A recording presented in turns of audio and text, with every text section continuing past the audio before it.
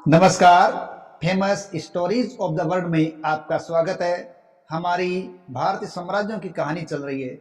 इस कहानी के अंदर पिछले पार्ट में हमने देखा कि 1707 ईस्वी में जब औरंगजेब की मृत्यु हो गई तो उत्तर मुगल कालीन शासक है वो बेहद कमजोर हुए और मुगलों के इस सत्ता के जाने के पश्चात या यूं कहें कमजोर होने पर जो राज्य खड़ा हुआ वो राज्य था मराठा साम्राज्य।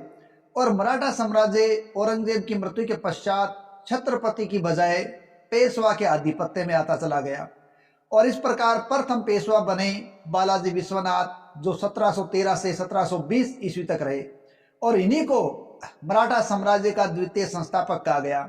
इनके पश्चात बाजीराव प्रथम रहे जिन्होंने 1720 से 1740 तक सत्ता को संभाला और मराठा शक्ति को एक उत्कर्ष की ओर पहुंचाया था और अपने आप की धाक या यूं कहें मराठों की धाक एक लंबे क्षेत्र तक स्थापित करने में कामयाब हुए थे।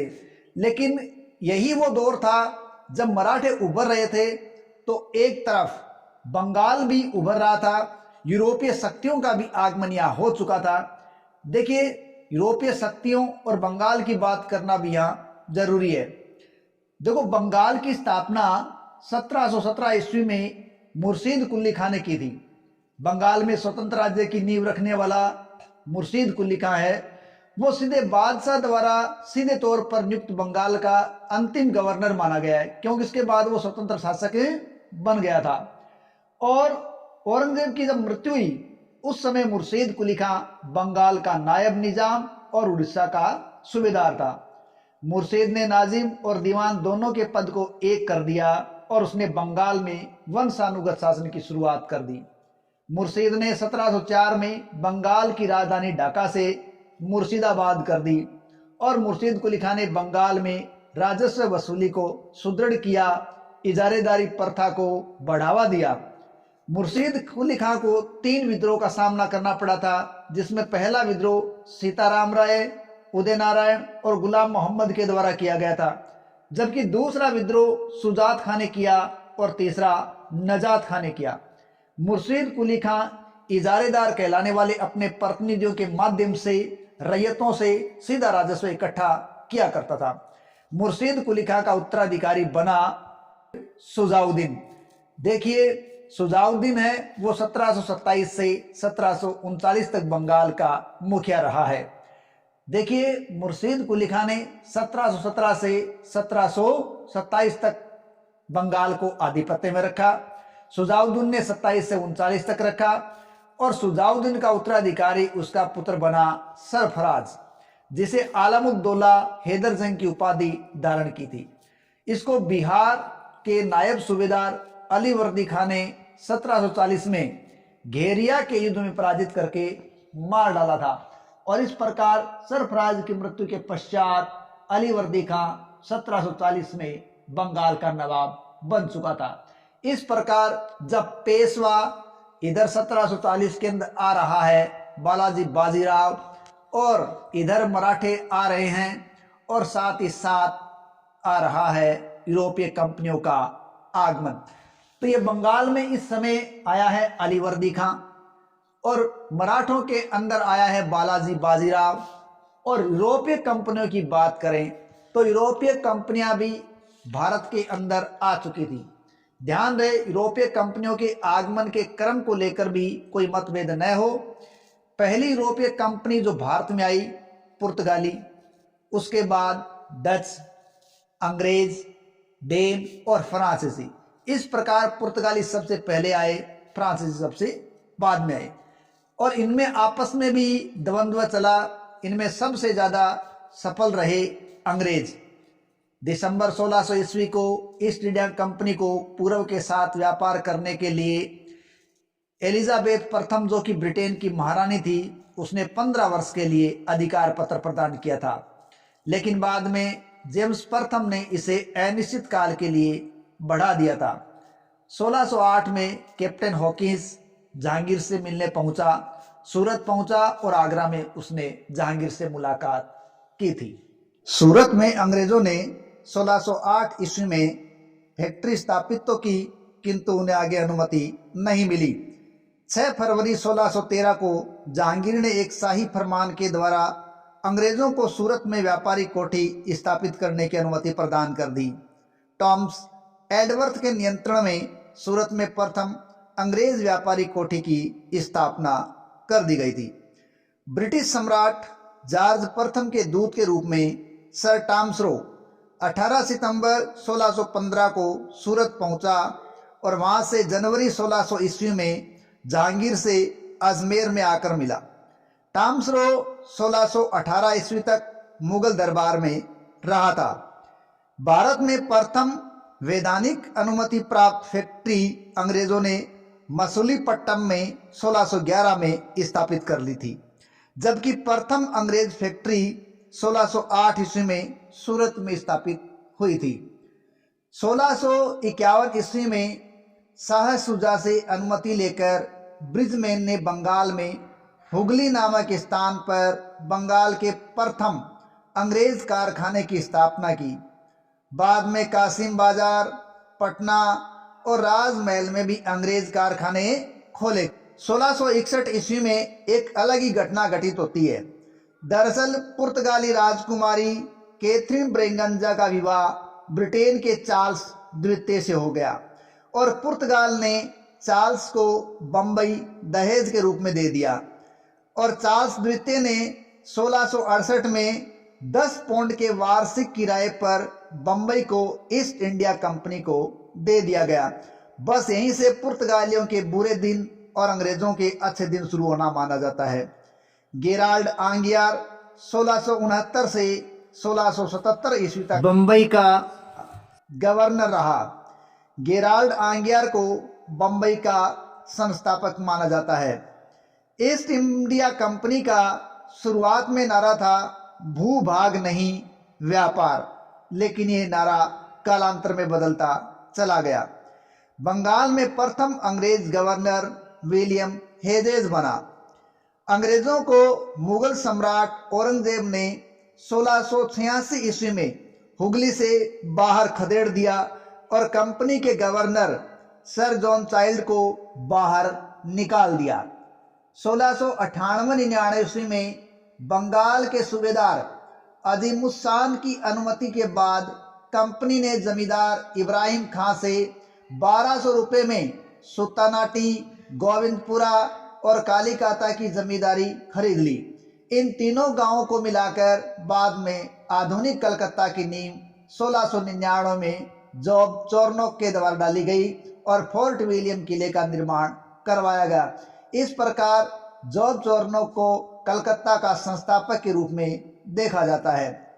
1715 ईस्वी में जॉन सरमन के नेतृत्व में एक ब्रिटिश दूत मंडल व्यापारिक रियायतें प्राप्त करने के लिए मुगल बादशाह फर्रुखशेर के दरबार में पहुंचा और इस दूत मंडल में विलियम हैमिल्टन नामक डॉक्टर था, जिसने फर्रुखशेर को एक भयानक बीमारी से मुक्ति दिला दी। फर्रुखशेर ने 1717 ईस्वी में एक फरमान, जिसे इतिहास में दस्तक कहा गया, वो जारी कर दिया और बंगाल में 3000 रुपये वार्षिक कर के बदले कंपनी के व्यापार को सीमा शुल्क से मुक्त कर दिया। कंपनी के बंबई में डाले गए सिक्कों को संपूर्ण मुगल साम्राज्य में मान्यता दे दी गई। वह सूरत में 10,000 रुपये सालाना अदा करने पर कंपनी के समस्त व्यापार को आयात निर्यात शुल्क से मुक्त कर दिया गया। दस्तक निःशुल्क व्यापार का एक आज्ञा पत्र था और इसे कंपनी का मेघना कार्टा भी कहा जाता है।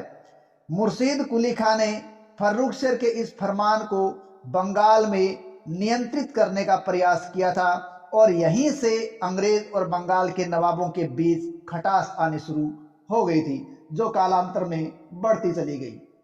इधर दूसरी यूरोपीय कंपनी के रूप में जो पुर्तगाली थे, वो सबसे पहले भारत में आए थे।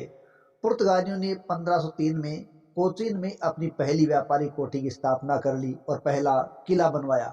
पुर्तगाली कंपनी का नाम एस्तादे द इंडिया था और भारत में पुर्तगाली प्रथम वायसराय था फ्रांसिस्को डी अल्मेडा।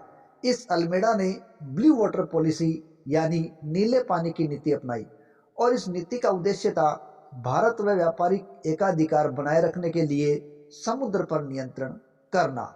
इसलिए उसने तटीय प्रदेशों पर ही बस्तियां बनाई, आंतरिक भागों पर उसने कोई नियंत्रण नहीं किया था।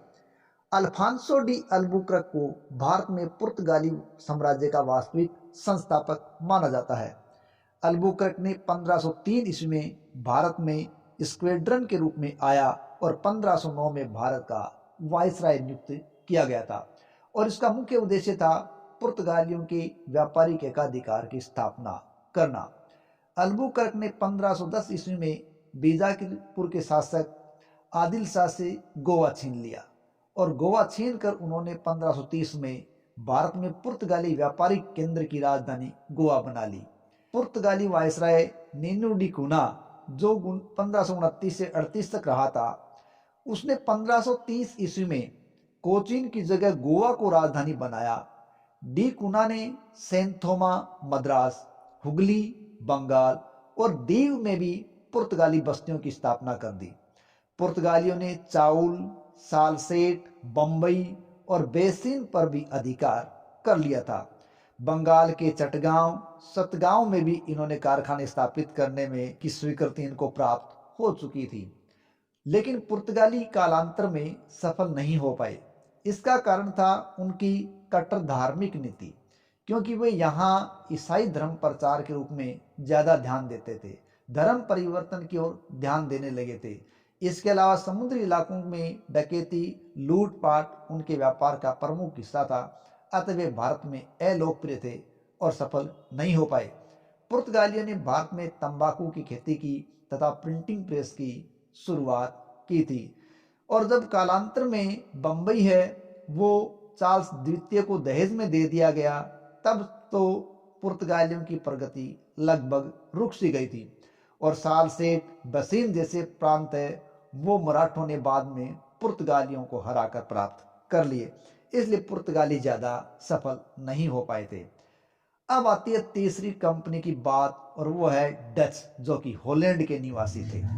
डच ईस्ट इंडिया कंपनी की स्थापना 1602 ईस्वी में हुई थी और इसे हॉलैंड की संसद ने 21 साल तक के लिए भारत और पूर्व के देशों के साथ व्यापार करने का अधिकार दिया था।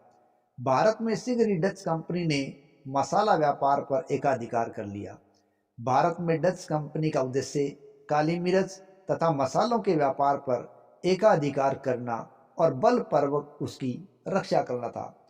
मसाले इंडोनेशिया से प्राप्त होने के कारण इंडोनेशिया ही डच कंपनी का प्रमुख केंद्र बना था। 1641 में डचों ने पुर्तगालियों से मलक्का जीत लिया और 1658 में श्रीलंका जीत लिया। भारत में डचों ने मछलीपट्टनम में 1605 ईस्वी में प्रथम डच कारखाने की स्थापना की थी। इसके अलावा इन्होंने कई जगह पर कोठियां स्थापित की, जिनमें पुलिकट, सूरत, विमलीपट्टनम, करिकाल, चिंसुरा, कोचीन, नेकपट्टनम, कासिम बाजार, पटना, बालासोर आदि। डच लोग भारत में मुख्यतः सूती वस्त्र का व्यापार करते थे। डच कोरोमंडल तट पर सुनी वस्त्र तथा मालाबार तट पर मसालों का व्यापार करते थे। भारत से वस्त्र को निर्यात की प्रमुख वस्तु बनाने का श्रेय डचों को ही दिया जाता है। 1690 ईस्वी के पश्चात पुलिकट के स्थान पर नेकपट्टनम कोरोमंडल तट पर डचों का मुख्य केंद्र बन गया था। चिनसुरा में डचों ने गुस्तावुस नामक किले का निर्माण किया था। कालांतर में ये अंग्रेजों के खटकने लगे और तत्पश्चात 1759 में अंग्रेजों और डचों के बीच बेदरा का युद्ध हुआ। इतिहास प्रसिद्ध बेदरा का युद्ध 25 नवंबर 1759 में हुआ था। यह लड़ाई अंग्रेजों और डचों के बीच हुई थी। इस लड़ाई में डचों की अंग्रेजों द्वारा पूरी तरीके से पराजय कर दी गई थी। कलकत्ता से कुछ मील की दूरी पर चिनसुरा में रहने वाले थे डच लोग, जो अंग्रेजों को हटाना चाहते थे। डचों ने नवाब मीर जाफर के साथ सांठगांठ करके प्रयास भी किया और जावा स्थित अपनी बस्तियों में से सैनिक सामग्री मंगाने का प्रयास किया। रॉबर्ट क्लाइव इस समय बंगाल का गवर्नर जनरल था। क्लाइव ने डचों के इस इरादे का पता लगा लिया और उन्हें चिनसुरा के निकट बेदरा की लड़ाई में पराजित कर दिया। इस हार से डचों का भारत में साम्राज्य स्थापित करने का सपना टूट गया और अब यूरोपीय शक्तियों में कोई भी शक्ति अंग्रेजों का मुकाबला करने के लायक नहीं रही। इस प्रकार अंग्रेज यहाँ के सरताज बन गए और डचों ने अपना व्यापार यहाँ से समेटा और इंडोनेशिया में चले गए और वहाँ के मसाला व्यापार पर अपना अधिकार कर लिया। इस प्रकार डच है वो भारतीय परिदृश्य से अलग हो चुके थे और इसी प्रकार पुर्तगाली भी यहाँ टिक नहीं पाए। उन्होंने गोवा जैसे कुछ क्षेत्रों पर अपना कब्जा बनाए रखा, शेष भारत उनसे लगभग दूर ही रहा था। अब अंग्रेजों के सामने एक ही शक्ति बची थी और वो थी फ्रांसीसी। आइए अगली यूरोपीय कंपनी देखते हैं, फ्रांस। यूरोपीय कंपनियों में भारत आने वाली अंतिम कंपनी थी फ्रांसीसी कंपनी। देखिए, फ्रांसीसी कंपनी को लुई 14वें के मंत्री कोलबर्ट ने 1664 में स्थापित किया था और ये फ्रांस सरकार की कंपनी थी जो मुख्यतः एक सरकारी उपक्रम की भांति काम करती थी। 1668 में फ्रांसिस केरो ने सूरत में पहले फ्रेंच व्यापारिक कारखाने की स्थापना की थी। 1669 में मारकारा ने गोलकुंडा की सुल्तान से अनुमति लेकर मसूलीपट्टनम में दूसरी फ्रेंच फैक्ट्री की स्थापना की थी। 1672 में एडमिरल डेलाहे ने गोलकुंडा के सुल्तान से सेंतोमा छीना। 1773 में फ्रैंको मार्टिन में विलकोंडापुर के सूबेदार शेर खान लोधी से पुद्दुचेरी नामक गांव प्राप्त किया और वहां 1674 में पांडिचेरी नामक फ्रेंच बस्ती बसाई। फ्रैंको मार्टिन पांडिचेरी का प्रथम गवर्नर बना था। 1690 से 92 की अवधि में फ्रांसीसियों ने बंगाल में चंद्रनगर नामक बस्ती बसाई और चंद्रनगर बस्ती को गुस्तावुस फोर्ट भी कहा गया। देखिए, प्रारंभ में फ्रेंच कंपनी की स्थापना व्यापारिक उद्देश्यों के लिए की गई थी, किंतु जब डुप्ले गवर्नर बनने के आया तो डुप्ले के गवर्नर बनने के बाद फ्रेंच कंपनी भारतीय राजनीति के अंदर सक्रिय हो गई और ये बात अंग्रेजों के खटक गई। अतः अंग्रेजों और फ्रांसीसियों में युद्ध हुए और ये युद्ध कर्नाटक युद्धों के नाम से जाने जाते हैं। कोरोमंडल तट पर स्थित कर्नाटक के लिए अंग्रेजों और फ्रांसीसियों की कंपनी में 20 वर्षों तक 3 युद्ध हुए जो कर्नाटक युद्ध के नाम से जाने गए हैं। प्रथम कर्नाटक युद्ध 1746 से 48 ईस्वी के बीच और दूसरा कर्नाटक युद्ध 1749 से 1754 के बीच और तीसरा कर्नाटक युद्ध 1756 से 1763 के मध्य लड़ा गया था। देखिए, कर्नाटक के प्रथम युद्ध के कारण क्या थे। प्रथम कर्नाटक युद्ध का तात्कालिक कारण था ऑस्ट्रिया के उत्तराधिकार को लेकर फ्रांस और इंग्लैंड के बीच द्वंद्व है। इसलिए जहां जहां इंग्लैंड और फ्रांस की सेनाएं थीं विश्व में, वहां सब जगह करीब करीब ये युद्ध लड़े गए थे। भारत में भी कैप्टन पैराडाइज के नेतृत्व में फ्रांसीसी सेना ने अड़ियार या सेंट थोमे के युद्ध में महफूज खान के नेतृत्व वाली कर्नाटक के नवाब अनवरुद्दीन की सेना को पराजित कर दिया गया। 1748 में एक्स ला सेपेल की संधि से यूरोप में दोनों देशों में युद्ध समाप्त हो गया, इसलिए भारत में भी युद्ध समाप्त हो गया। लेकिन कर्नाटक के पहले युद्ध ने भारत में फ्रांसीसियों की प्रतिष्ठा को बढ़ावा दिया था। कर्नाटक का दूसरा युद्ध 1749 से 1754 ईस्वी के बीच लड़ा गया था और ये युद्ध कर्नाटक व हैदराबाद में उत्तराधिकार का परिणाम था। दरअसल कर्नाटक में नवाब अनवरुद्दीन और उसके बहनोई चांदा साहब के बीच विवाद था। डुप्ले ने चांदा साहब का सहयोग किया और अंग्रेजों ने अनवरुद्दीन का सहयोग किया। चांदा साहब ने 1749 में अंबर के युद्ध में अनवरुद्दीन को पराजित कर दिया और मार डाला। इस प्रकार फ्रांसीसी शक्ति ने जिसका साथ दिया था उस चांदा साहब का नवाब बनना तय हो गया और डुप्ले की शक्ति में बढ़ोतरी हो गई। युद्ध के इस परिणाम से फ्रांसीसी कंपनी को मसूलीपट्टनम का नगर और पांडिचेरी के निकट जमीन पुरस्कार के रूप में मिल गई। हालांकि अंबर के युद्ध में अनवरुद्दीन तो मार डाला गया, लेकिन उसके पुत्र मोहम्मद अली ने अंग्रेजों से मदद मांगी और त्रिचन्नापल्ली के दुर्ग में शरण ले ली। फ्रांसीसियों और चांदा साहब ने अब त्रिचन्नापल्ली को घेर लिया। रॉबर्ट क्लाइव के सुझाव पर अंग्रेजी सेना ने त्रिचन्नापल्ली पर दबाव कम करने के लिए अरकाट, जो कि कर्नाटक की राजधानी थी, उसका घेरा डालकर उसे जीत लिया और इस युद्ध के अंदर फ्रांस की हार हुई और चांदा साहब है उसकी हत्या कर दी गई और मोहम्मद अली कर्नाटक का नवाब बनने में सफल हुआ। इस प्रकार यहाँ डुप्ले की बुरी हाथ हुई और डुप्ले को हार के बाद 1754 में वापस बुला लिया गया और गोडेहू को यहाँ गवर्नर फ्रांसीसी रूप में बनाया गया और द्वितीय युद्ध पांडिचेरी की संधि के साथ 1755 में समाप्त हो गया था। कर्नाटक का तीसरा युद्ध 1756 से 1763 के मध्य लड़ा गया।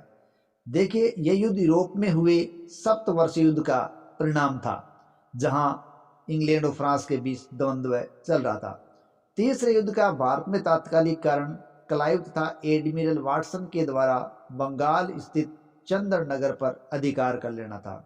देखिए, इसी युद्ध के साथ ही यहाँ अंग्रेज बहुत ज़्यादा ताकत से लबालब थे, क्योंकि 1757 में इन्होंने प्लासी का युद्ध जीता था।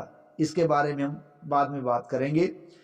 देखिए, 1760 में अंग्रेज सेनापति सर आयरक्रूट ने लाली के नेतृत्व वाली फ्रांस सेना को वांडीवास नामक स्थान पर पराजित कर दिया और फ्रांसीसी सेनापति बुस्सी को बंदी बना लिया और लाली पांडिचेरी भाग गया।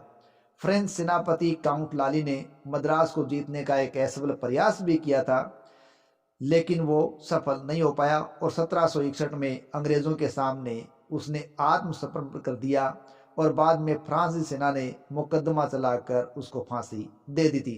कर्नाटक के इस तीसरे युद्ध में फ्रांसीसियों की एक निर्णायक पराजय हो चुकी थी और अब भारत में उनकी राजनीतिक महत्वाकांक्षा हमेशा के लिए समाप्त हो चुकी थी।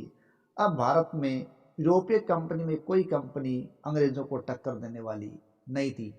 हालांकि एक कंपनी डेनिश या डेनमार्क की कंपनी भी थी, जिसने त्रिंकोबार तमिलनाडु में व्यापारी कोट स्थापित कर रखी थी और 16 क्षेत्र में सेरामपुर बंगाल में भी कोट स्थापित की थी, लेकिन कभी इन्होंने अंग्रेजों से पंगा नहीं लिया और 1845 में डेनमार्क ने अपनी भारतीय वाणिज्यिक कंपनी को अंग्रेजों को बेच दिया।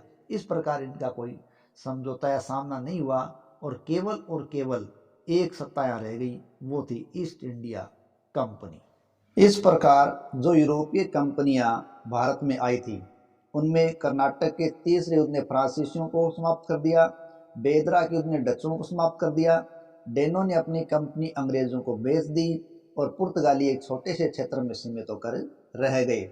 इस प्रकार यूरोपीय शक्तियों का प्रतिरोध इंग्लैंड के सामने या ईस्ट इंडिया कंपनी के सामने समाप्त हो चुका था। अब धीरे धीरे भारतीय रियासतों में भी जो द्वंद्व चल रहा था, उनको भी उन्होंने रास्ते से हटाना शुरू कर दिया और प्लासी का जो संघर्ष था, उस संघर्ष ने बंगाल को भी अंत कर दिया था। तो आइए अब जानते हैं प्लासी के संघर्ष की कहानी। दरअसल 23 जून 1757 का प्लासी का युद्ध हुआ था। अंग्रेजों ने मार्च 1757 में फ्रांसीसी बस्ती चंद्रनगर पर कब्जा कर लिया था और इसी बात को लेकर 23 जून 1757 को प्लासी का युद्ध हुआ।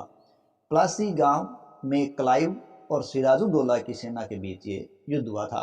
प्लासी बंगाल के नदिया जिले में गंगा नदी के भागीरथी सहायक नदी के किनारे है। मीर जाफर, यार लतीफ खान, राय दुर्लभ आदि ने बंगाल में नवाब की सेना में विश्वासघात किया और बिना लड़े ही वो मैदान से अलग हो गए थे। नवाब के वफादार रहे मीर मदान और मोहनलाल, इन्होंने संघर्ष किया, लेकिन वो कुछ ही देर कर सके और मारे गए। सिराजुद्दौला को मीर जाफर ने महल जाने की सलाह दी। सिराजुद्दौला युद्ध मैदान छोड़कर महल में चला गया, जहां उसके मीर जाफर के बेटे मीरन ने हत्या कर दी। 28 जून 1757 को मीर जाफर बंगाल का नवाब बन गया। इतिहासकार पन्नीकर कहते हैं कि प्लासी कोई संघर्ष नहीं था, प्लासी तो एक सौदा था जिसमें बंगाल के धनी लोगों और मीर जाफर ने नवाब को अंग्रेजों को बेचा था। इस प्रकार ये एक ऐसा षड्यंत्र था जिसने सिराजुद्दौला के खिलाफ काम किया। प्लासी के युद्ध से अंग्रेजों को भारत का सबसे समृद्ध प्रांत बंगाल हाथ लग गया और बंगाल की लूट से अंग्रेजों ने भारत में अपने साम्राज्य की जड़ जमानी प्रारंभ कर दी। प्लासी के बाद बंगाल का नवाब कंपनी के हाथों में एक कठपुतली बनकर रह गया। इधर जब अंग्रेजों का प्रभाव बढ़ता जा रहा है, तो मुगल साम्राज्य का क्या हुआ? देखिए, हमने पिछले पार्ट में देखा था कि 1719 से 1748 तक मोहम्मद शाह मुगल बादशाह था, जिनके समय नादिर शाह ने 1739 में आक्रमण किया था और बाद में अहमद शाह अब्दाली ने आक्रमण किया था। तो इन्होंने दिल्ली को लूट लिया था। 1748 ईस्वी में अहमद शाह मोहम्मद शाह की मृत्यु के पश्चात शासक बना, जिसने 1748 से 1754 ईस्वी तक शासन किया। अहमद शाह के समय राजमाता उद्धमबाई का प्रशासन में बहुत ज़्यादा हस्तक्षेप था और इसमें भी एक ऐसा घटनाक्रम हुआ कि 2 जून 1754 ईस्वी को मुगल वजीर इमादुल मुल्क ने मराठों से सहयोग प्राप्त कर लिया और अहमद शाह को अपदस्थ करके उन्होंने जहांदार शाह के बेटे अजीजुद्दीन को शासक बनाया और उसे आलमगीर द्वितीय की उपाधि प्रदान की। इस प्रकार यहाँ अपदस्थ करके शासक बनाया गया है जहांदार शाह के बेटे अजीजुद्दीन को। अब अहमद शाह का जो हरम था वो 4 मील में फैला था तथा कई महीनों तक वह अपने हरम से बाहर भी नहीं निकलता था। इस प्रकार का मुगल बादशाह था अहमद शाह। और अब बना शासक आलमगीर द्वितीय, जिसने 1754 से 1759 ईस्वी तक शासन किया था। और अब्दाली ने 1756 ईस्वी में चौथा आक्रमण आलमगीर द्वितीय के दौरान ही किया था और उसने पंजाब, कश्मीर, सिंध, सरहिंद आदि के जिलों को प्राप्त किया था। अब्दाली ने रुहेला सरदार नजीब खां को पीर बख्शी नियुक्त किया था। 29 नवंबर 1759 ईस्वी को वजीर इमादुल मुल्क ने बादशाह आलमगीर की हत्या कर दी और अब शाह आलम द्वितीय शासक बना, जिसने 1759 से 1806 ईस्वी तक शासन किया था। तो आज की कड़ी में इतना ही करेंगे। फेमस स्टोरी के अगले पार्ट में देखेंगे किस प्रकार अन्य शक्तियों का उदय होता है और मराठों का जो साम्राज्य था जो अब तक प्रभावशाली था 1761 में किस प्रकार वो नेस्तनाबूद होता है और अंग्रेज आने वाले भारत के भाग्य के विधाता बन बैठते हैं। आशा है हमारा भारतीय साम्राज्यों की कहानी का ये पार्ट आपको पसंद आ रहा है। यदि पसंद आ रहा है तो प्लीज़ चैनल को सब्सक्राइब करें, वीडियो को लाइक करें, कमेंट करें। इसी के साथ जय हिंद, जय भारत। मिलते हैं अगले पार्ट में।